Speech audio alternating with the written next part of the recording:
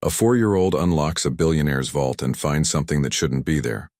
What happens next will leave you speechless. Before we begin this incredible journey, type Amen in the comments and tell us where you're watching from. Let's see how far this story reaches. The mahogany doors of the executive boardroom burst open with such force that the crystal chandelier trembled. Victoria Cross, dressed in her pale blue cleaning uniform with frayed edges, stumbled through the entrance, her weathered hands desperately clutching the tiny wrist of her daughter. "I'm so sorry, Mr. Sterling. Please, I couldn't find anyone to watch her, and the daycare called saying she was sick, but she's not really sick, she just missed me. And I swear this will never happen again, please don't fire me." The words tumbled out in a panicked rush as she surveyed the room. 12 investment bankers in $1,000 suits sat frozen around the polished conference table, their expressions ranging from shock to barely concealed disgust. At the head of the table stood Christopher Sterling, the youngest self-made billionaire in Chicago's history, his steel-gray eyes now fixed on the intruders with an intensity that made Victoria's knees weaken.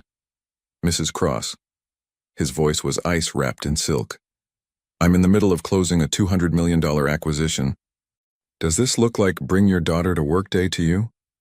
Little Maya, just 4 years old with golden curls that caught the afternoon light streaming through the floor-to-ceiling windows, peeked out from behind her mother's legs. Her enormous brown eyes took in the massive room with childlike wonder, completely unaware of the social chasm she'd just crossed. She clutched a worn stuffed rabbit missing one ear, its pink fabric faded from countless nights of comfort. "I understand, sir. We're leaving right now." Victoria's voice cracked as she tugged gently on Maya's hand, already calculating how many bills she could pay before finding a new job. This position at Sterling Tower had been her lifeline after her husband's death 2 years ago. "Wait." Christopher's words stopped her mid-turn. He glanced at his platinum watch, then at the massive vault built into the western wall, its biometric scanner blinking an angry red. "Since you're here, maybe you can make yourself useful." He strode toward the vault, each step echoing with authority against the marble floor. The vault was his pride, a custom-built fortress where he kept not only cash reserves for immediate deals, but also bearer bonds and the original contracts for Sterling Enterprises. Today, it held exactly $200 million in negotiable securities, ready to close the biggest deal of his career. "I've been locked out of my own vault for 40 minutes. He jabbed at the keypad with barely controlled fury. "The damn thing was working fine this morning.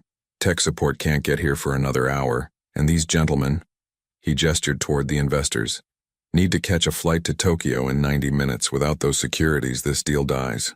I'm very sorry, Mr. Sterling, but I don't know anything about vaults," Victoria began, her face flushing crimson. "No, but apparently neither do I anymore." Christopher ran a hand through his dark hair, a gesture that betrayed his usual composure. 4 years building this company, and I'm going to lose everything because of a malfunctioning lock." Maya had wandered closer to the vault, drawn by its imposing presence. Up close, it looked like a giant metal door to a treasure cave from her storybooks. She reached out one small hand and touched the cold steel surface, her fingers barely spanning the width of a single bolt. "Mama, why is the pretty box angry?" Her voice, high and sweet, cut through the tension like a bell. One of the investors chuckled nervously. Another checked his phone with pointed obviousness. Christopher closed his eyes, summoning patience from reserves he didn't know he had. "Sweetheart, come away from there," Victoria whispered urgently, moving toward her daughter. "I can open it," Maya announced with the absolute certainty only a 4-year-old could possess. The room fell silent. Then someone snorted. Another banker buried his laugh in a cough. Christopher turned slowly, his expression hovering between disbelief and something darker. "What did you say?" Maya looked up at him, unintimidated by his height or his power. "I can open the pretty box. I'm good at puzzles." "Oh, God." Victoria's face went from red to white. "Mr. Sterling, I'm so sorry. She's just a child, she doesn't understand. $200 million isn't a puzzle, little girl." Christopher's voice carried an edge of mockery that made several investors smirk. "It's a military-grade vault with 12-digit encryption and biometric scanning. But I can try?" Maya tilted her head, her curls bouncing. Please? Maya, no. Victoria reached for her daughter, but Christopher held up a hand. Wait. A strange light entered his eyes, the same look he got when he saw an opportunity no one else recognized. Actually, let her try. We've got nothing to lose at this point, and frankly, I could use the entertainment. He glanced at the investors. Gentlemen, place your bets. I'm giving this 4-year-old 60 seconds to do what 3 security experts couldn't. The humiliation burned in Victoria's chest, but she was powerless to stop it. Maya approached the vault with complete confidence, her tiny sneakers making soft, squeaking sounds on the polished floor. She stood on her tiptoes, examining the keypad with intense concentration. You need numbers, she said simply. Special numbers. Brilliant deduction. Christopher crossed his arms, enjoying the absurdity. Feel free to try any combination you like. You've got about 85 million possible combinations to work through. Maya pressed her small fingers against the keypad.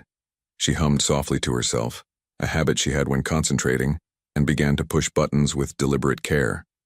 The numbers she chose seemed random: 7, 3, 5, 8, 2, 1, 0, 4, 9, 6, 2, 7. The vault's display flickered.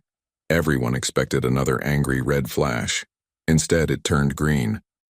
A series of mechanical clicks echoed through the boardroom like gunshots. The massive door's locks disengaged with a hydraulic hiss. That's impossible. Christopher breathed, his face draining of color. Maya grabbed the handle with both hands and pulled.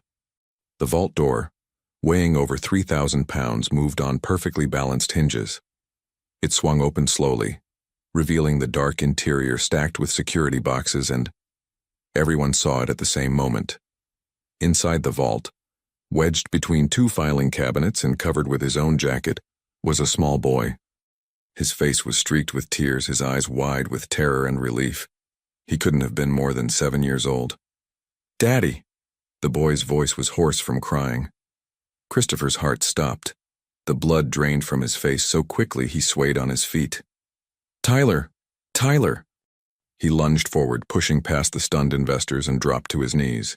His son, his 7-year-old son who should have been safely at Riverside Academy, practically fell into his arms. The boy was shaking, his breath coming in gasps, his fingers digging into his father's suit jacket like claws. I couldn't breathe, it was dark.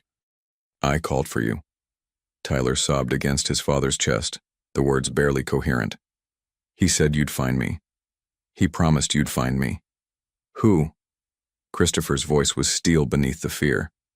Who did this to you? But Tyler just shook his head, the terror too fresh, the trauma too immediate for words.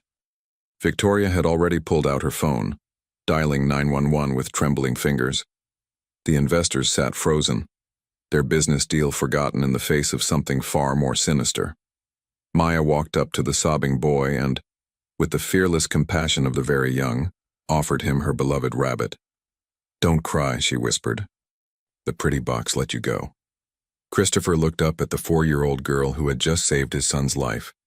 In that moment, surrounded by the ruins of his carefully controlled world, he realized nothing would ever be the same. The next 3 hours passed in a blur of sirens, questions, and barely controlled chaos. The boardroom transformed into a command center as police detectives, FBI agents, and Sterling Enterprises' entire security team descended upon the scene. The investment bankers, their Tokyo flight now a distant memory, sat as key witnesses to what was rapidly becoming one of Chicago's most bizarre crimes. Christopher refused to let Tyler out of his sight. He held his son on his lap in the leather chair at the head of the conference table, one arm wrapped protectively around the boy's thin shoulders, while he answered questions with a fury that made even the federal agents uncomfortable. Victoria and Maya had been escorted to a corner office, but Christopher had insisted they stay in the building. The police would need their statements, yes. But more than that, he couldn't shake the image of that tiny girl solving what 3 security experts couldn't. Mr. Sterling, I need you to focus. Detective Sarah Reeves, a 20-year veteran with sharp eyes and no patience for billionaire attitudes, snapped her fingers in front of his face. Your son says a man he calls Uncle Marcus locked him in the vault. Is that Marcus Brennan, your business partner? The name landed like a physical blow. Christopher's jaw clenched so tightly the muscle jumped. Marcus is my chief operating officer. Tyler knows him. He's been to our house dozens of times. He's my son's godfather, for Christ's sake. That doesn't answer my question. Yes. The word came out like gravel. Tyler calls him Uncle Marcus. Detective Reeves exchanged a glance with her partner. And where is Mr. Brennan now? I don't know. Christopher pulled out his phone, scrolling through recent messages with shaking hands. We were supposed to meet here at 2 p.m. to finalize the Ashford acquisition documents before the investors arrived. He texted at 1:45 saying he was running late. I haven't heard from him since. Daddy, Tyler whispered, his face pressed against his father's chest. He said it was a game, hide and seek. He said you'd find me in 5 minutes. Fresh tears spilled down the boy's cheeks. But you didn't come. I was in there so long I couldn't see anything. I tried to yell, but the walls were so thick. Christopher closed his eyes, pain etching deep lines around his mouth. I'm so sorry, buddy. I'm so sorry. Across the room, a young FBI agent named Torres finished examining the vault's security logs on a laptop. Detective, you need to see this. He turned the screen around. The vault was locked at 1:17 p.m. today. According to the building's elevator cameras, Marcus Brennan arrived at 1:05 p.m. He had security clearance to access this floor. Check the hallway cameras, Reeves ordered. Torres pulled up the footage. There, in grainy black and white, was Marcus Brennan, tall, handsome, with the easy smile that had charmed investors and sealed deals, walking down the corridor at 1:13 p.m. He wasn't alone. His hand rested on the shoulder of a small boy in a Riverside Academy uniform. Christopher's face went white. He picked Tyler up from school.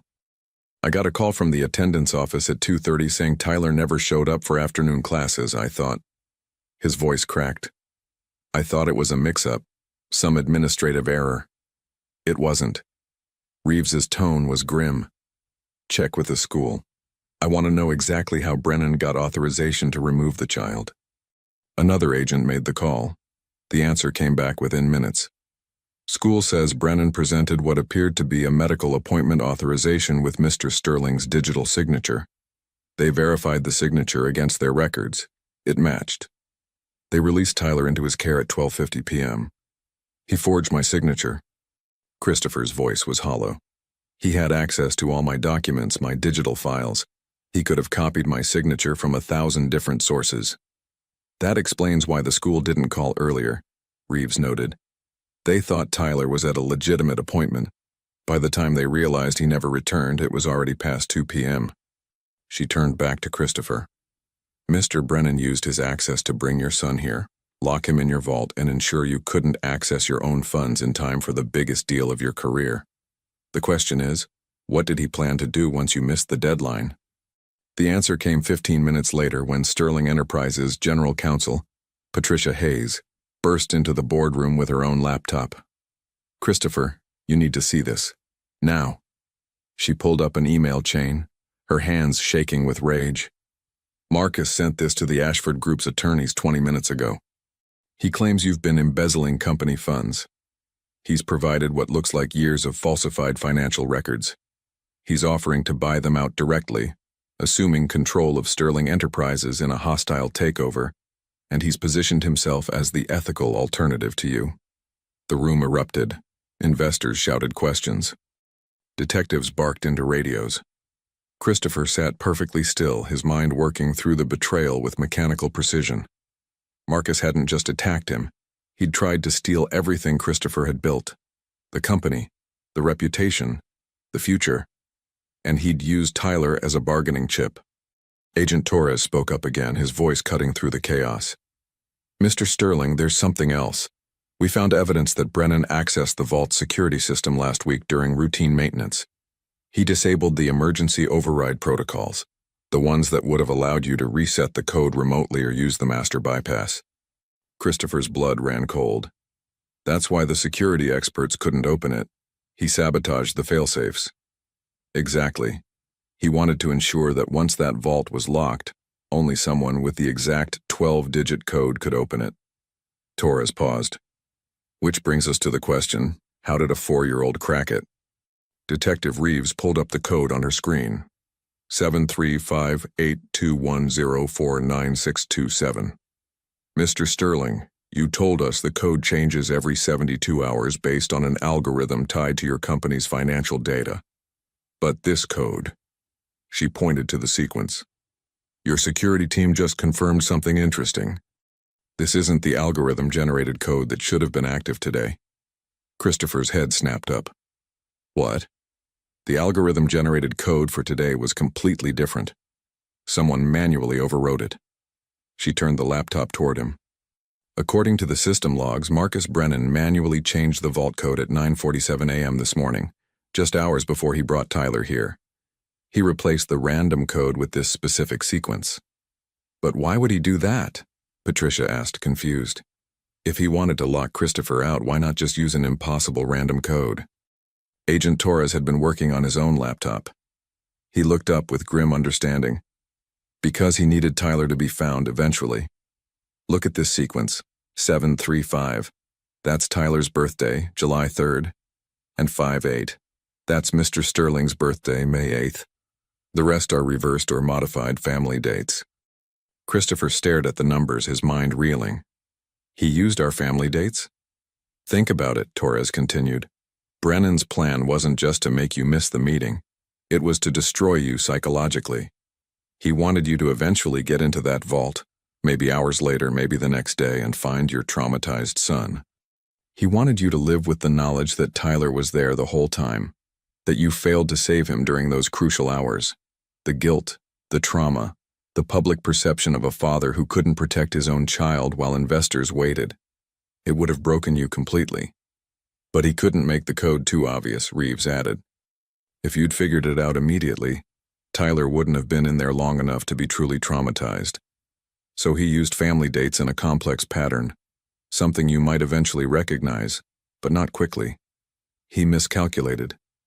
Patricia's voice was ice. He didn't count on a 4-year-old genius being in that room. Christopher looked toward the office where Victoria and Maya waited. But how did Maya know? Even if the code was based on family dates, she couldn't have known our birthdays. She didn't know them, Torres said quietly.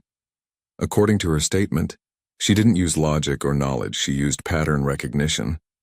She saw the numbers and recognized they wanted to be in a certain order. She saw something in the sequence that her brain interpreted as correct, some mathematical pattern or symmetry that Brennan created when he chose those specific family dates. Or, Detective Reeves said, her voice softer now, she got extraordinarily lucky. Either way, she saved your son's life. Christopher looked down at Tyler, who had finally fallen into exhausted sleep against his chest. His son had been locked in darkness for over 3 hours, from 1:17 p.m. until approximately 4:45 p.m. when Maya opened the vault. The medical team had examined him and found no permanent physical damage, but the psychological scars would take time to heal. Find him, Christopher said quietly. The words cut through the noise like a blade. I want every resource this company has dedicated to finding Marcus Brennan. Now. Mr. Sterling, that's police business. Why, Detective Reeves began. I don't care. Christopher stood, gently settling Tyler into the chair. He turned to face the detective, and she actually took a step back from the cold fury in his eyes. That man kidnapped my son.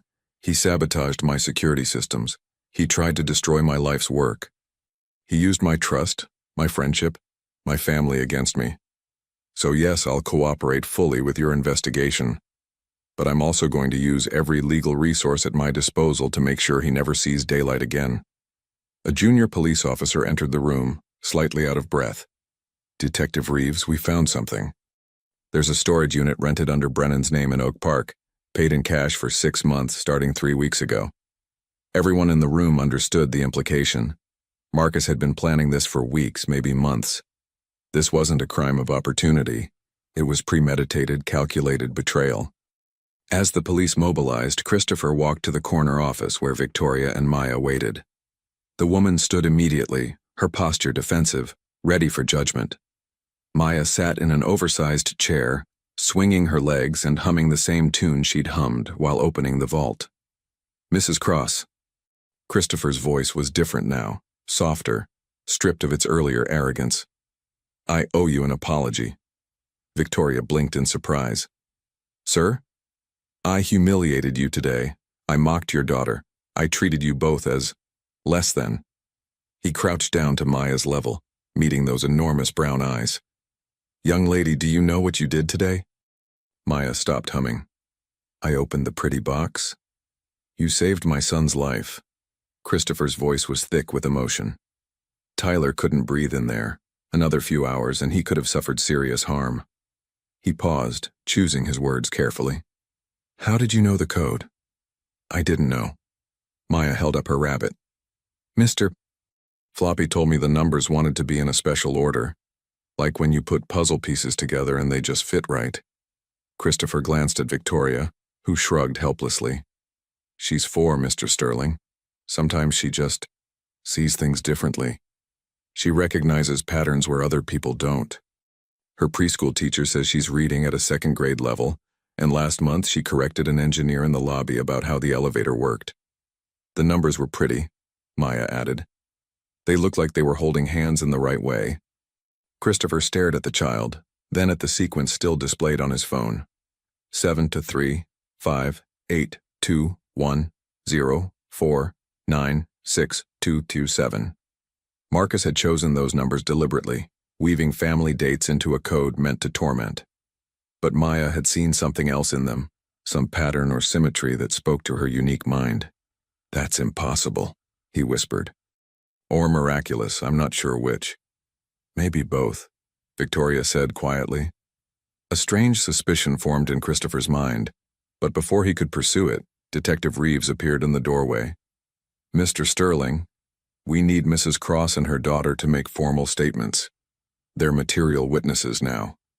"Of course." Christopher stood, then hesitated. "Mrs. Cross, you're not fired. In fact, I'm increasing your salary. Effective immediately, you'll also receive full benefits, including health insurance and a child care stipend." He paused. "It's the least I can do." Victoria's eyes filled with tears. "Mr. Sterling, you don't have to." "I do."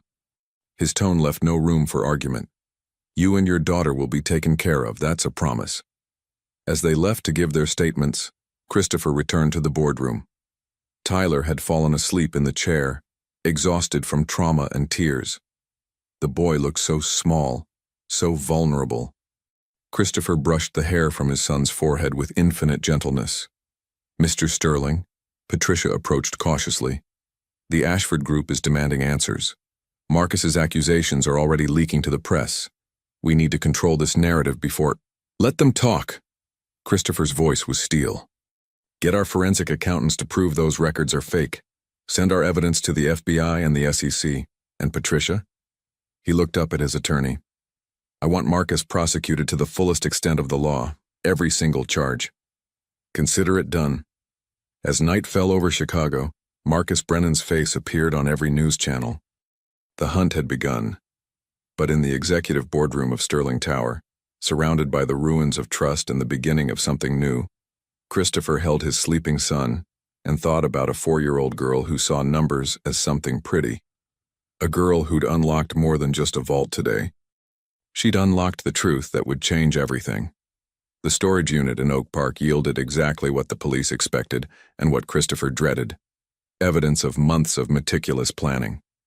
Marcus Brennan had rented the space under a fake name, but his fingerprints were all over the contents. File boxes stuffed with forged documents. A laptop containing years of fabricated financial records. Burner phones with text messages coordinating with offshore accounts. And most damning of all, a detailed timeline of Tyler's school schedule, complete with photos of the boy at recess, in the cafeteria, getting on and off the school bus. The FBI agent in charge, a stern woman named Director Castellano, laid out the evidence across a conference table the following morning. Christopher, running on coffee and fury after a sleepless night, studied each piece with the focus of a man preparing for war. "He was tracking your son for at least 6 weeks," Castellano said bluntly. "These photos show systematic surveillance. He knew Tyler's routines better than most parents would." Christopher's hands clenched into fists.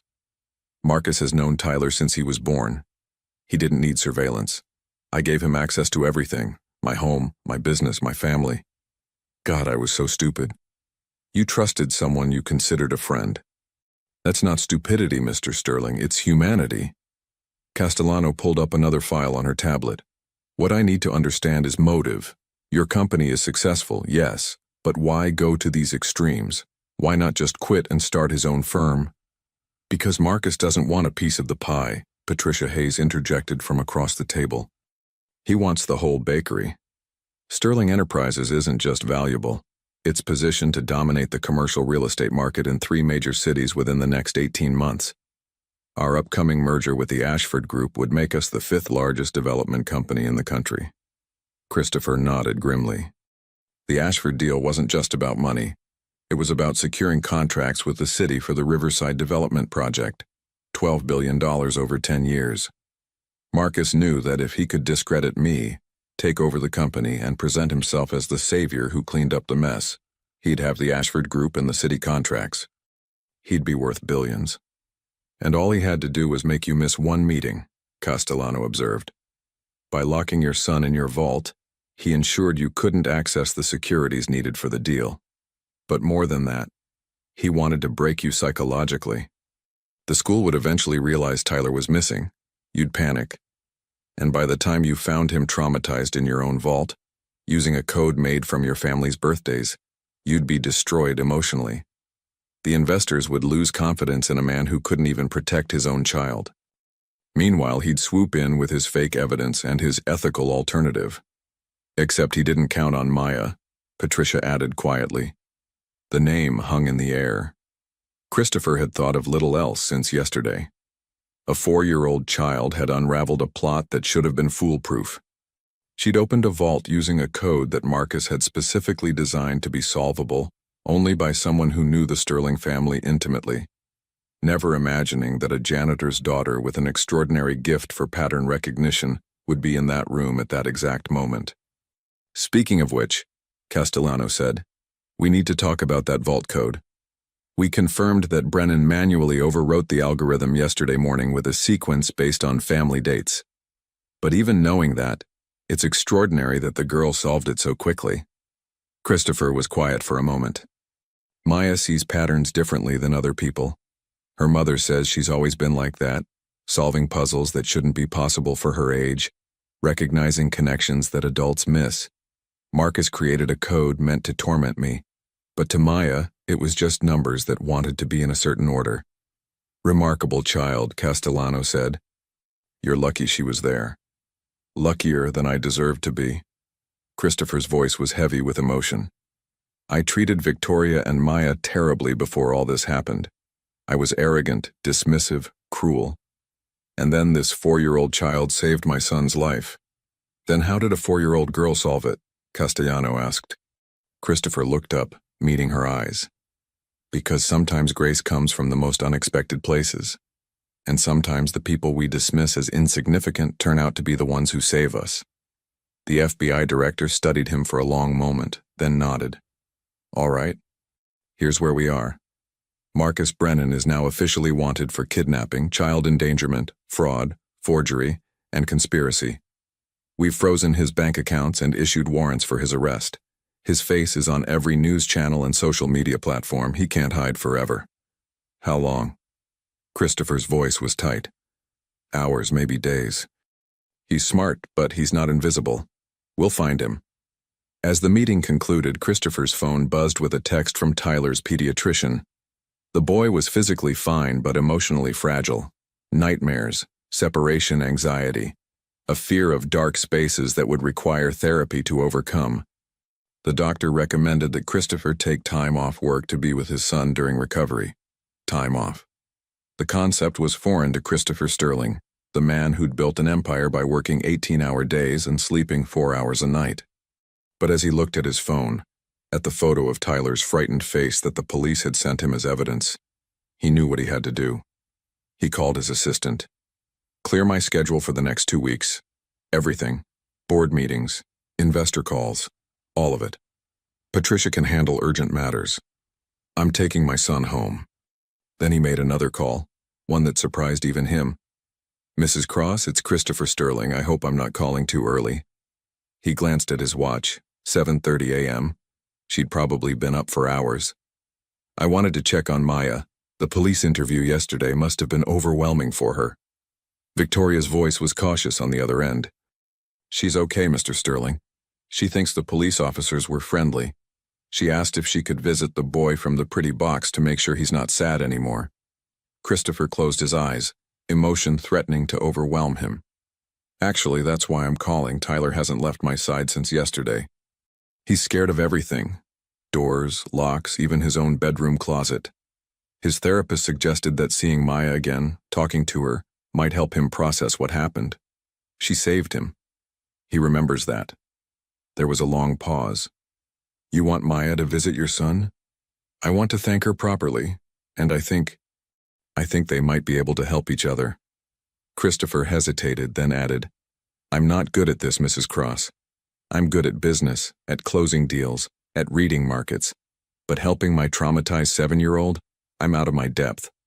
"Children are resilient, Mr. Sterling," Victoria said softly. "More than we give them credit for. If you think it would help Tyler, Maya would love to see him. She's been talking about the sad boy nonstop." They arranged for Victoria and Maya to visit the Sterling penthouse that afternoon. As Christopher hung up, he realized he'd just invited his cleaning lady and her daughter into his home, not as employees but as guests. The old Christopher Sterling would have been appalled. The new one, the one who'd held his terrified son while police photographed a crime scene, couldn't bring himself to care about social boundaries. Some things mattered more than status. He was just beginning to understand what those things were. When Victoria and Maya arrived at the Sterling penthouse later that day, Christopher was struck by how small they both seemed in the massive foyer. The apartment took up the entire 42nd floor of the Sterling Tower, with floor-to-ceiling windows offering panoramic views of Chicago. Marble floors, custom furniture, art worth more than most people's houses. It was a monument to success, and suddenly Christopher saw it through Victoria's eyes. It must look obscene. "Wow," Maya breathed, her eyes wide as she took in the space. "It's like a princess castle, but with more windows." "It's certainly something," Victoria murmured, clutching her daughter's hand. She'd dressed in her best clothes, a simple blue dress and flats, but she still looked out of place among the luxury.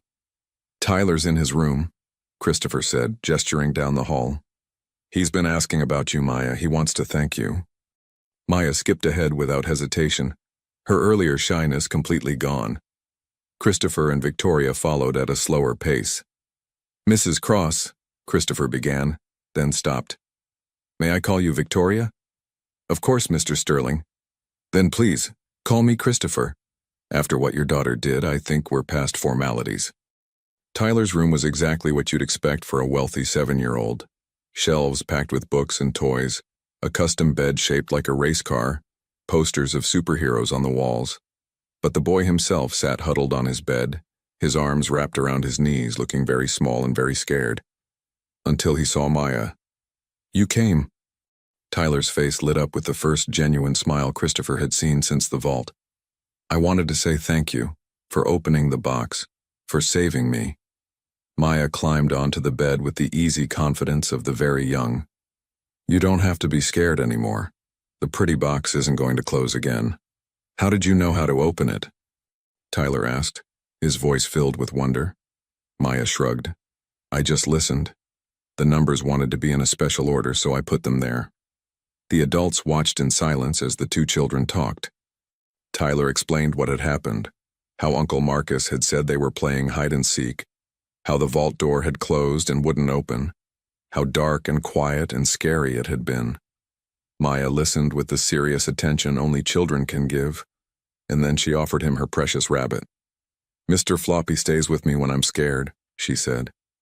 "You can hold him for a while." Tyler took the rabbit like it was made of gold. "Thank you." Christopher felt something crack inside his chest.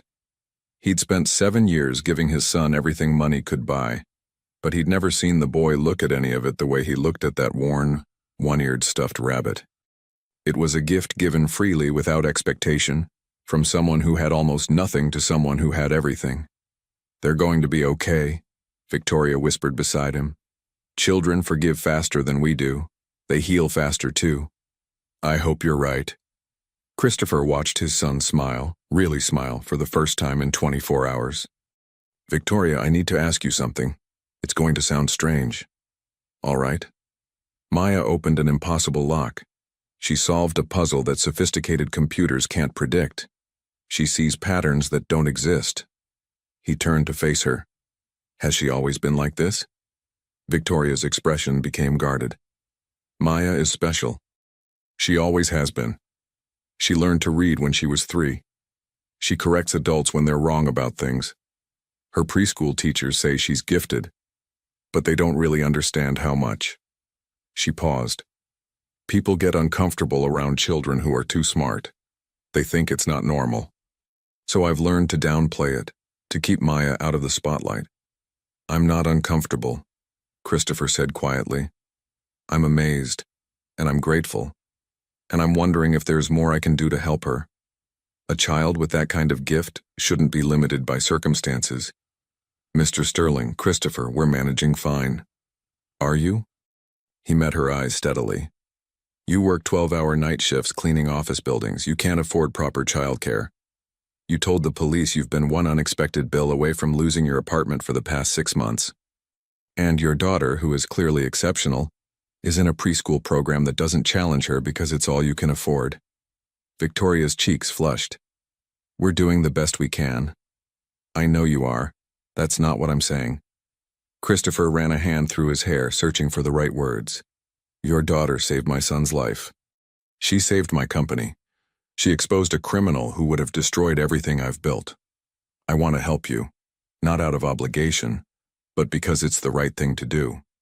And because Maya deserves every opportunity in the world." "What are you suggesting?" "Scholarship to the best private school in Chicago. Full ride, including after-school programs. A trust fund for her college education. And a new job for you. Something with better hours and better pay, so you can actually see your daughter grow up." Victoria stared at him, tears gathering in her eyes. "That's too much. I can't accept." "Then don't think of it as accepting," Christopher interrupted gently. "Think of it as me investing in the future. Maya is 4 years old, and she's already smarter than most of my executives. Imagine what she could accomplish with the right education and support. I'm not doing this for you. I'm doing this because the world needs more people like your daughter." In Tyler's room, the children's laughter rang out, pure and bright and healing. Victoria looked at her daughter, then back at Christopher. "Why?" she whispered. "Why are you really doing this?" Christopher was quiet for a long moment. "Because 24 hours ago I was a different person. I was arrogant and dismissive and so focused on success that I couldn't see what actually mattered. I mocked you in front of investors. I treated your daughter like she was a nuisance. And then she saved the only person in the world I love more than my company." He paused. "I can't undo who I was yesterday, but I can be better tomorrow, so let me do this, please." Victoria wiped her eyes. "You really mean it?" "Every word." She looked at her daughter again, this extraordinary little girl who saw the world differently than everyone else, who found beauty in numbers and patterns, who offered comfort to a frightened boy with nothing but a worn stuffed rabbit. "Okay," she whispered. "Okay." As the sun set over Chicago, painting the sky in shades of orange and gold, 2 children played in a room filled with toys neither of them truly needed, and 2 adults stood in the doorway, watching, and beginning to understand that sometimes the most valuable things in life can't be locked in a vault. Sometimes they arrive in the form of a 4-year-old girl with golden curls and a gift for seeing what others can't. And sometimes, salvation comes not from power or money or success, but from the simple act of opening a door when everyone else believes it's impossible. Marcus Brennan was found 3 days later in a motel outside of Indianapolis, his expensive suit wrinkled and his confident demeanor shattered. The FBI arrested him without incident, and within hours, every news channel in Chicago was broadcasting footage of the disgraced executive being led away in handcuffs. Christopher watched the coverage from his living room, Tyler asleep against his shoulder and felt nothing but hollow relief. Justice was being served, but it couldn't erase what his son had endured. The days following the arrest were a whirlwind of legal proceedings and media scrutiny. Christopher gave one carefully worded statement to the press, then retreated behind the walls of his penthouse with Tyler. The boy's nightmares had lessened, but he still woke up crying at least once a night, convinced he was back in the dark vault. The only thing that seemed to calm him was talking about Maya, the girl who'd saved him, the girl with the magic numbers. "Can Maya come over again?" Tyler asked for the 7th time that week, looking up at his father with hopeful eyes. Christopher smiled, tired but genuine. "Actually, I have a surprise for you. Get dressed. We're going somewhere special." An hour later, Christopher's driver pulled up in front of a modest apartment building in the Logan Square neighborhood. The contrast to Sterling Tower couldn't have been starker. Peeling paint on the facade, a broken intercom buzzer, windows covered with mismatched curtains. This was where Victoria and Maya lived, in a 2-bedroom apartment on the 3rd floor that cost more than half of Victoria's monthly salary. Christopher had seen the address in the employee files, but seeing it in person made something twist in his chest. While he'd been living in luxury, worried about multi-million-dollar deals, Victoria had been scraping by, choosing between groceries and electricity bills, trying to give her daughter a future with almost nothing to work with. Victoria answered the door in jeans and a faded t-shirt, her expression shifting from surprise to concern when she saw them. "Christopher? Is everything all right? Tyler?" "Everything's fine," Christopher assured her quickly. "I wanted to talk to you about the opportunities we discussed, and Tyler wanted to see Maya." "Maya?" Tyler pushed past the adults with the enthusiasm only children possess, already calling for his new friend. Maya appeared from what must have been her bedroom, her face lighting up like sunrise. "Tyler, you came to my house." She grabbed his hand and pulled him toward her room. "I have to show you my puzzle. It's really hard, but I already figured out 3 corners." The adults watched them disappear. Then Victoria gestured Christopher inside. The apartment was small but meticulously clean, with second-hand furniture arranged to maximize space. Children's drawings covered the refrigerator. A stack of library books teetered on the coffee table, all of them well above Maya's age level. On the kitchen counter, Victoria had been preparing lunch, peanut butter sandwiches and carrot sticks. "I'm sorry for the surprise visit," Christopher said, suddenly feeling intrusive. "I should have called. It's fine." Victoria moved to the kitchen, her hands nervous. "Can I get you something? Water? Coffee? I have." She opened the cabinet, revealing slim pickings. "Actually, water might be the best option." "Victoria, sit down, please." Christopher waited until she reluctantly took a seat on the worn couch. He sat across from her in an armchair that had seen better days. "I've been thinking about our conversation, about Maya's future, and I want to make you a formal offer." He pulled out a folder from his briefcase, laying out documents on the coffee table. "This is a contract for a position at Sterling Enterprises as Director of Community Relations. It's a real job with real responsibilities, working with charitable organizations, coordinating our corporate social responsibility programs, acting as a liaison between the company and the communities we operate in. The salary is $85,000 a year, with full benefits and a signing bonus of $25,000. Victoria's hands flew to her mouth. Christopher, that's more than I make in 2 years of cleaning. You'd be worth every penny. You're organized, hardworking, and you understand what it means to struggle, which is exactly what we need in someone managing our community programs." He pulled out another document. "This is the scholarship agreement for Maya. Full tuition to Riverside Academy, the same school Tyler attends. They have an exceptional gifted program, and their youngest student ever admitted was 3 years old. Maya would thrive there." "Riverside Academy?" Victoria's voice was barely a whisper. "That's a $40,000 a year school. And Maya deserves it." Christopher met her eyes steadily. "I've also established a trust fund for her college education.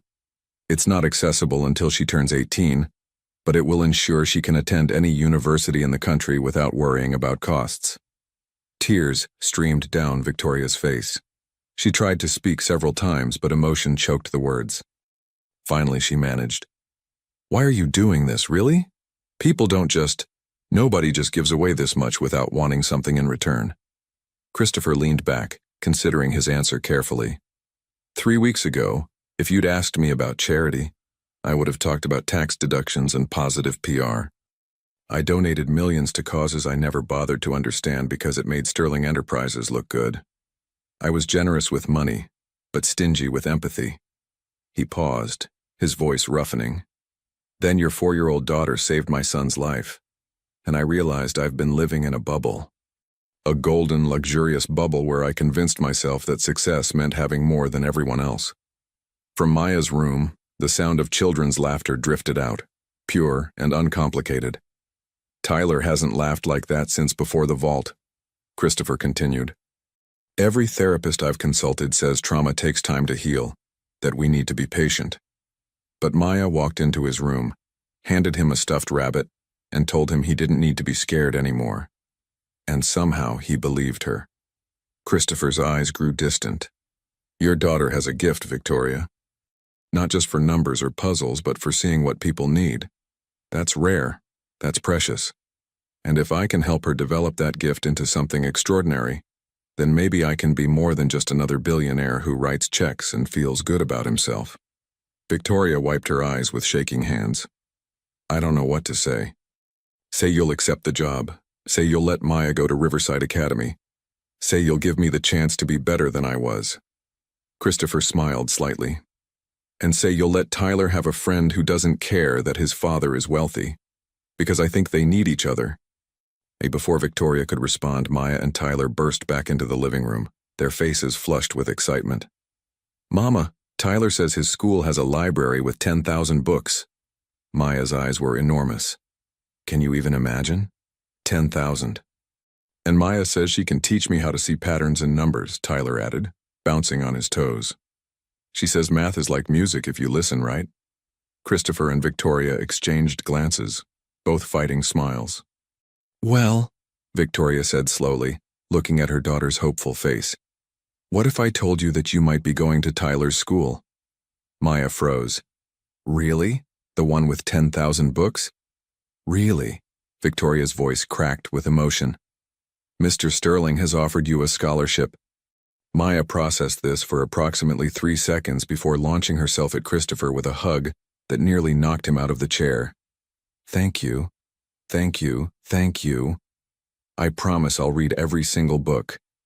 Tyler joined the hug, and suddenly Christopher found himself buried under 2 small children, both talking over each other about all the things they'd do together at school. The moment was chaotic and overwhelming and absolutely perfect.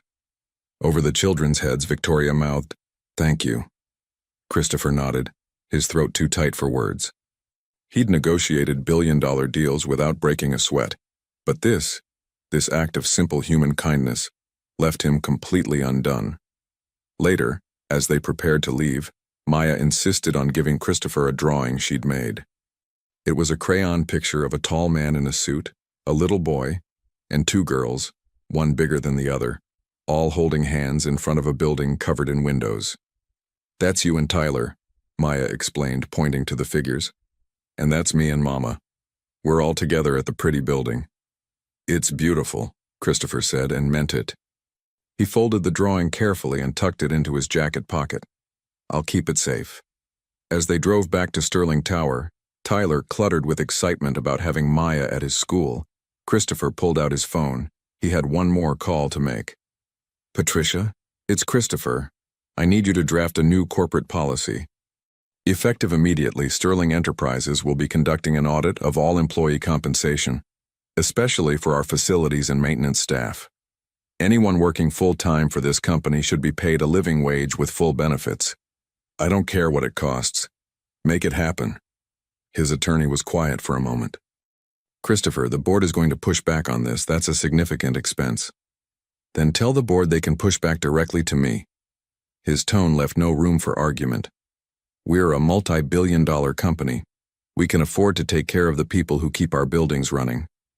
And if any board member has a problem with that, they can consider this their notice that I'm prepared to make changes in leadership. He hung up and looked at his son, who was staring at him with something like awe. Dad?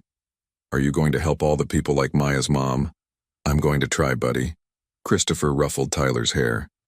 Sometimes doing the right thing is expensive, but it's still right. Tyler thought about this seriously. Maya says her mom works really hard. She says sometimes her mom is so tired she falls asleep during dinner. The words hit Christopher like a physical blow. He'd seen Victoria's work schedule in the employee files. 50 to 60 hours a week of physical labor, all during night shifts when childcare was impossible to find. She'd been raising Maya essentially alone, juggling impossible odds, and somehow producing a child who was not only brilliant but kind. Well, Christopher said quietly, she won't have to work that hard anymore. That night, after Tyler finally fell asleep without nightmares for the first time in a week, Christopher stood at his floor-to-ceiling windows and looked out over Chicago. Somewhere in this city, Marcus Brennan was sitting in a jail cell, his perfect plan destroyed by a 4-year-old girl and her pretty numbers. Somewhere else, Victoria Cross was probably still awake, trying to process how her life had just completely changed. And here in the penthouse at the top of Sterling Tower, Christopher Sterling was learning that the most valuable things in life couldn't be bought or locked away. They were given freely by people who had nothing to people who had everything. His phone buzzed with a text from Patricia. Board approved the compensation audit. It's going to cost us $2 million annually. Still want to proceed? Christopher smiled and typed back. Best investment we'll ever make. Maya's first day at Riverside Academy arrived with spring sunshine and Tyler's boundless enthusiasm. Christopher had offered to drive both children to school, wanting to be there for this milestone. Victoria sat in the passenger seat of his Mercedes, her hands clasped tightly in her lap, wearing a new professional outfit that Christopher had insisted was an advance on her signing bonus. She's going to be fine, Christopher said gently, catching Victoria's nervous glance in the rearview mirror at the 2 children chattering in the back seat. I know. Victoria's voice was tight. It's just, this is so different from her preschool. What if the other kids think she's weird? What if she doesn't fit in? Then she'll be in good company. Christopher smiled slightly. Tyler's been the rich kid since kindergarten. He knows what it's like to be different. They'll figure it out together. Riverside Academy was everything its reputation promised. A pristine campus with brick buildings covered in ivy, manicured gardens, and the kind of quiet wealth that didn't need to announce itself. Parents in expensive cars dropped off children in designer uniforms, many with nannies or au pairs handling the logistics while they checked their phones. Christopher helped Maya out of the car, and she stood frozen for a moment, taking in the scene with wide eyes. Her new uniform, navy blue jumper, white blouse, knee socks, was identical to every other girl's, but she clutched her backpack like a lifeline. It's really big, she whispered. It is, Christopher agreed, crouching down to her level. But you know what? You're really brave, and really smart, and Tyler's going to be with you. Tyler grabbed Maya's hand with the fierce protectiveness of a 7-year-old who decided someone was his friend. Come on, I'll show you where the library is first. It's the best part. As the children headed toward the entrance, Victoria made a small sound, half laugh, half sob. I can't believe this is real. 2 weeks ago, I was cleaning toilets at 3 a.m. Now my daughter is going to one of the best schools in Chicago. You were always worthy of more, Christopher said quietly. The system just made it impossible for you to access it. I'm just correcting an imbalance. Victoria's first day at Sterling Enterprises was equally overwhelming. Patricia Hayes had taken her under wing, introducing her to the community relations team and showing her the programs she'd be managing. There were partnerships with homeless shelters, scholarship funds for underprivileged students, community development projects in struggling neighborhoods, all initiatives that Christopher had funded but never personally overseen. The truth is, Patricia confided as they reviewed files, Christopher has been generous with money but distant with involvement. He writes checks and moves on. But these programs need more than funding. They need someone who understands what it's like to struggle, who can build real relationships with the communities we serve. That's why you're perfect for this role. Victoria spent her first week immersing herself in the work, and what she found troubled her. The programs existed on paper, but many were poorly managed or had become bureaucratic nightmares that helped almost no one. Money was being spent, but it wasn't reaching the people who needed it most. She brought her findings to Christopher one afternoon, her nervousness evident but her conviction stronger. "I need to show you something," she said, spreading reports across his desk. "Your homeless shelter partnership? The organization you're funding hasn't actually housed a single person in 6 months. They're spending all the money on administrative costs. And this scholarship program for Southside students? Only 3 kids received funding last year, despite a budget that should have helped 30. Christopher's jaw tightened as he reviewed the documents. "How did I not know about this?" "Because you delegated and never followed up." Victoria's voice was gentle but firm. "You trusted people to do the right thing, and some of them took advantage, not unlike what Marcus did." The parallel hit hard. Christopher had been so focused on building his empire that he'd ignored the details, assuming good intentions were enough. "What do you recommend?" "Complete overhaul. Fire the organizations that are exploiting us, find new partners who are actually doing the work, and establish real oversight. I want to visit every site personally, meet the people we're supposed to be helping, and make sure your money is making a difference." Victoria paused. "If you trust me to do that, if you trust." Christopher looked at this woman who 2 weeks ago had been scrubbing floors in his building. Now she was telling him his charitable empire was built on sand, and she was absolutely right. "Do it. You have my full support and my full budget. Build something that actually works." Over the next month, Victoria transformed Sterling Enterprises community relations from a PR exercise into a genuine force for change. She fired corrupt administrators, established new partnerships with grassroots organizations, and personally visited every neighborhood where they operated. She brought Christopher with her on some visits, forcing him to meet the people his money was supposed to help, and showing him the difference between writing checks and making change. Meanwhile, Maya was thriving at Riverside Academy in ways that astonished everyone. Her teachers quickly realized she was operating at a level far beyond her 4 years. She completed first-grade math in 2 weeks and asked for more challenging work. Her reading comprehension tested at a 5th-grade level. During a science lesson about patterns in nature, she explained Fibonacci sequences so clearly that the teacher ended up learning from her. But it wasn't just academics. Maya had become Tyler's champion and friend, helping him work through his lingering trauma with patient understanding. When he had a panic attack during a fire drill, the alarm reminding him of the vault, Maya held his hand and counted with him until he calmed down. She invented a game called Safe Spaces, where they drew pictures of places that felt secure, helping Tyler slowly rebuild his sense of safety. The other students didn't quite know what to make of Maya.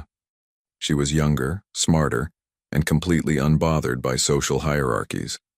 When Olivia Hartman, the daughter of a prominent attorney, announced that Maya's clothes were cheap, Maya simply replied, "That's okay.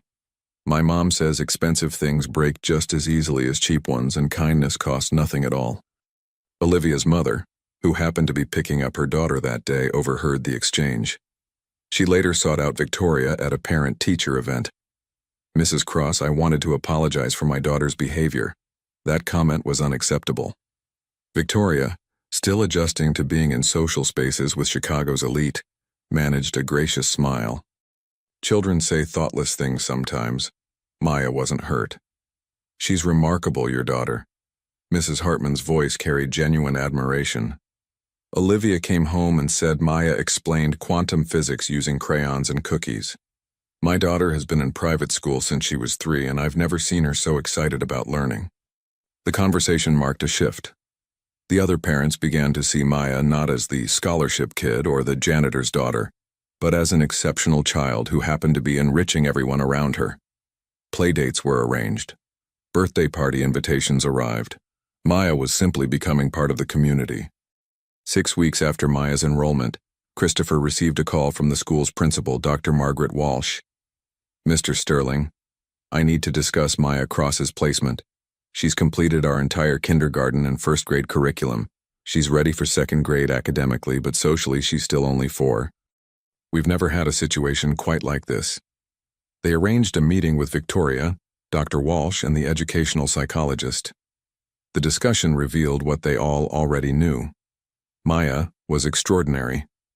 The psychologist's tests showed cognitive abilities in the 99th percentile, with particular gifts in pattern recognition, spatial reasoning, and mathematical thinking. The question, Dr. Walsh said carefully, is how do we serve her best? Academically, she should be with our second graders, but emotionally and physically, she's still a preschooler. We don't want to push her so hard that we steal her childhood. Victoria's hands trembled as she held the test results. What do you recommend? A customized program, the psychologist suggested. Let her attend second grade for core academics, but keep her with her age group for social activities, arts, and physical education. She needs to be challenged intellectually, but she also needs to be 4 years old. And Tyler? Victoria asked quietly. They've become so close. I worry about separating them during the day. Christopher, who'd been silent until now, spoke up. They have recess together, lunch, and after-school programs. Tyler's thriving too. His therapist says having Maya as a friend has been better than months of treatment could have been. They'll adapt. The decision was made. Maya would become Riverside Academy's youngest student ever to attend second grade, while remaining part of the kindergarten class for everything else. It was unorthodox, complicated, and absolutely right. The day Maya walked into her first second-grade math class, the 8-year-old stared at the tiny girl with golden curls and a backpack almost as big as she was. Their teacher, Mrs. Brennan, no relation to Marcus, she'd made absolutely sure everyone knew, introduced Maya with simple dignity. Class, this is Maya Cross. She's going to be joining us for mathematics. Maya is younger than you, but she's worked very hard and earned this placement. I expect you to welcome her and treat her with respect. The students were skeptical until Maya solved a long division problem on the board that had stumped half the class. Then answered a question about prime numbers that made Mrs. Brennan blink in surprise. By the end of the period, hands were shooting up to work with Maya on group projects. After school, Tyler waited for Maya at their usual meeting spot by the library. How was second grade? He asked eagerly. Really fun. Maya's face glowed. We learned about fractions, and I got to show everyone how to make them with pattern blocks. One boy said I was scary smart, but I think he meant it in a good way. Tyler grinned. You are scary smart, but you're also nice, so it's okay. As they walked to where Christopher and Victoria waited, hand in hand and chattering about their days, the adults watched with matching expressions of wonder. Thank you, Victoria said softly, for all of this, for believing in her. Thank you, Christopher replied, for showing me what actually matters. In the distance, storm clouds gathered over Lake Michigan, but in this moment everything was light. The Marcus Brennan trial dominated Chicago headlines for 3 months. Every sordid detail emerged: the forged documents, the offshore accounts, the systematic betrayal of trust. But the most damning testimony came from Tyler himself. The 7-year-old took the stand with his father beside him, and in a clear, steady voice described what it felt like to be locked in darkness, unable to breathe, calling for help that didn't come. The jury deliberated for less than 4 hours. Marcus Brennan was convicted on all counts: kidnapping, fraud, attempted theft, and conspiracy. The judge's sentence was severe: 25 years in federal prison with no possibility of parole for 15 years. Christopher sat in the courtroom as the verdict was read, Tyler on one side and Victoria on the other. Maya had stayed with her new friend Sophia from school, too young to understand the gravity of the proceedings. When the judge's gavel fell, Christopher felt no triumph, only the quiet relief of a chapter finally closing. Outside the courthouse, reporters swarmed with questions. Christopher gave a brief statement thanking the justice system, the FBI, and especially a brave little girl whose quick thinking saved my son's life. He refused to elaborate, protecting Maya's privacy even as the media speculated about the mysterious child who'd cracked an impossible vault. Life settled into a new rhythm. Victoria excelled in her role at Sterling Enterprises, transforming the Community Relations Department into something Christopher actually felt proud of. Her programs weren't just spending money, they were changing lives. A partnership with a Southside Community Center provided after-school tutoring for 200 kids.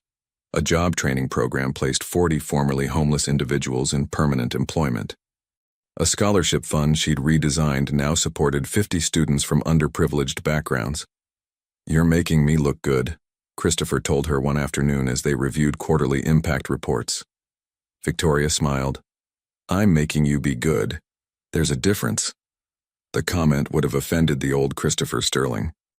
The new one laughed and admitted she was right. Maya continued to astonish everyone at Riverside Academy. By the end of her first year, she was attending 4th grade math and 3rd grade reading while still playing with kindergartners during recess. The arrangement was unusual but worked perfectly. She won the school's science fair with a project on mathematical patterns in flower petals that made the judges question whether a 4-year-old could actually understand topology. She could. She explained it using chocolate chip cookies and made perfect sense. But more importantly, Maya was happy. She had friends across multiple age groups. She loved learning, and she had Tyler, her first friend, her partner in adventures, the boy she'd saved from the pretty box. Tyler had healed remarkably well, though the trauma would always be part of him. Therapy helped, but having Maya in his daily life helped more. She understood his fears without judgment. When he still occasionally woke from nightmares, Christopher would call Victoria, and she'd put Maya on the phone to talk him through it, with her absolute certainty that everything was safe now. 1 year after the vault incident, Christopher hosted a small private celebration at his penthouse. Just Tyler, Maya, Victoria, and Patricia Hayes, the inner circle that had emerged from crisis. Christopher raised a glass of sparkling cider, the children, and champagne, the adults, in a toast. "1 year ago, I thought I knew what success meant. Money, power, empire building. Then a 4-year-old girl taught me that success is actually much simpler. It's about protecting the people you love, helping those who need it, and being brave enough to change when you've been wrong." He looked at Maya, who was wearing a purple dress and trying not to spill her cider. "Maya, you saved my son. You saved my company. But most importantly, you saved me from becoming someone I would have hated. Thank you." Maya considered this seriously. "You're welcome. But I think you would have figured it out eventually. You just needed to see the pretty patterns." Everyone laughed, and the evening continued with easy conversation and the kind of comfortable warmth that comes from genuine friendship. Victoria and Christopher talked about the community center's expansion plans. Tyler and Maya demonstrated their newest secret handshake. Patricia shared embarrassing stories about Christopher's early days as CEO, making Victoria laugh until she cried. Later, after the children had fallen asleep in Tyler's room, another movie night that ended with them sprawled across the bed, Christopher and Victoria stood by the windows looking out at the city lights. "Can I ask you something?" Victoria's voice was quiet. What would have happened if Maya hadn't opened that vault? Christopher was silent for a long moment. "I would have lost everything that day. The deal, the company, possibly my son. Marcus would have won. Do you ever think about how impossible it was? That Maya opened a code she couldn't possibly have known?" "Every day." Christopher turned to face her. "I've had security experts analyze it. Mathematicians, code breakers. No one can explain how she did it. The sequence changes every 72 hours based on random variables. Even if she somehow knew Tyler's birthday or mine, that doesn't explain the other digits. It's mathematically impossible that she guessed it." "But she didn't guess," Victoria said softly. "She saw it. She told me that night that the numbers wanted to be in that order, like they were always meant to open at that exact moment. Do you believe that? That it was meant to happen?" Victoria looked at her daughter, visible through the doorway, curled up next to Tyler with Mr. Floppy tucked between them. "I believe Maya sees things the rest of us don't. Whether that's genius, intuition, or something else entirely, I don't know. But I'm grateful for it." "So am I." Christopher's voice was rough with emotion. "Victoria, I need to tell you something. When I first offered you that job, that scholarship, I told myself it was about gratitude and helping Maya reach her potential. And those things were true, but they weren't the whole truth." Victoria's heart began to beat faster. "What's the rest?" The rest is that watching you transform the community relations department, seeing you fight for people who can't fight for themselves, learning about your life and your struggles and your strength." He stopped, searching for words. "I've built $1 billion company, but I've never met anyone as genuinely wealthy as you. And I don't mean money. I mean in the things that actually matter. Christopher, let me finish." He smiled slightly. "I'm not good at this. I'm good at mergers and acquisitions, not feelings. But here's what I know. This past year, getting to know you and Maya, building this strange little family we've created, it's been the best year of my life. Better than any deal I've ever closed. And I'm asking if maybe this could become something more than gratitude and friendship." Victoria's eyes filled with tears. "You're asking if I want to date my boss?" "I'm asking if you want to date me. The job is separate. Your position is secure regardless of your answer. But yes, Victoria, I'm asking if you'd consider having dinner with me. Just the two of us. No kids, no business, just us." Before Victoria could respond, a small voice came from the bedroom doorway. "Are you and Mama going to be boyfriend and girlfriend?" They turned to find Maya standing there, rubbing her eyes sleepily. Tyler was right behind her, equally drowsy but very interested in the answer. "Maya, honey, you should be asleep," Victoria said, her face flushing. "But I had to know." Maya looked between the adults with her preternaturally wise eyes. "Tyler's dad likes you, Mama. I can see the pattern. He smiles different when you're here. And my dad is happier now," Tyler added, coming to stand beside Maya. "Really happy. Not just pretend happy like before." Christopher and Victoria exchanged glances, caught by a 4-year-old and a 7-year-old who apparently noticed everything. "Well," Christopher said, fighting a smile, "what do you two think? Would it be okay if Victoria and I went on a date?" Maya and Tyler looked at each other, having one of those silent conversations children are so good at. Then Maya nodded decisively. "Yes. But you have to bring her flowers, real ones, not fake ones. Mama likes yellow roses." "How do you know that?" Victoria asked, surprised. "I see patterns, Mama. You always stop and look at the yellow roses in the park." Christopher laughed, the sound full and genuine. "Yellow roses. Got it. Any other requirements?" "You have to be nice," Tyler said seriously. "And if you make her sad, Maya and I will be very disappointed in you." "That's the most terrifying threat I've ever received," Christopher admitted. "I promise to be very nice." The children accepted this with satisfaction and returned to bed. Victoria and Christopher stood in the sudden silence, both laughing softly. "Well," Victoria said, "I guess we're going on a date, as approved by our very demanding children. They drive a hard bargain." Christopher stepped closer. "For the record, I would have agreed to any terms. Yellow roses seem pretty reasonable." Their first date was a quiet dinner at a restaurant Victoria had never been able to afford, followed by a walk along the lakefront that lasted hours. They talked about everything: their childhoods, their fears, their dreams. Victoria shared what it had been like raising Maya alone, the terror of not knowing if she'd be able to give her daughter the opportunities she deserved. Christopher confessed how lonely success had been, how he'd used work to avoid dealing with the fact that he'd been raising Tyler without really knowing him. "I was a terrible father before the vault incident," Christopher admitted. "I provided everything materially but nothing emotionally. Tyler was this perfect child who I dressed in designer clothes and enrolled in the best schools, but I didn't know his favorite color or what he was afraid of or what made him really laugh." "And now?" Victoria asked. "Now I know his favorite color is blue, like Maya's eyes. He's afraid of small dark spaces, but he's working on it. And he laughs hardest when Maya makes up silly songs about numbers." Christopher smiled. "I know my son now. Finally." Their relationship developed slowly, carefully, with the awareness that they were blending not just their lives but their children's lives too. Family dinners became regular events, weekend outings to museums and parks. Movie nights where Tyler and Maya inevitably fell asleep, while the adults finished watching whatever animated film the kids had chosen. 6 months into their relationship, Christopher proposed not with a grand gesture, but with a quiet question during a family picnic in Grant Park. Maya and Tyler were flying a kite, or trying to with limited success and maximum enthusiasm, when Christopher pulled out a small box. "I want this," he said simply. "All of it. Every day. You, me, Maya, Tyler. A real family built on more than just gratitude or convenience.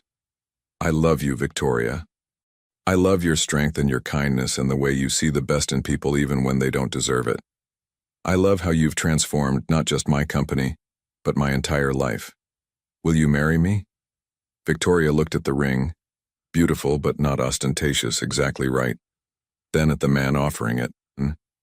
A year and a half ago, he'd been the intimidating CEO who'd mocked her daughter.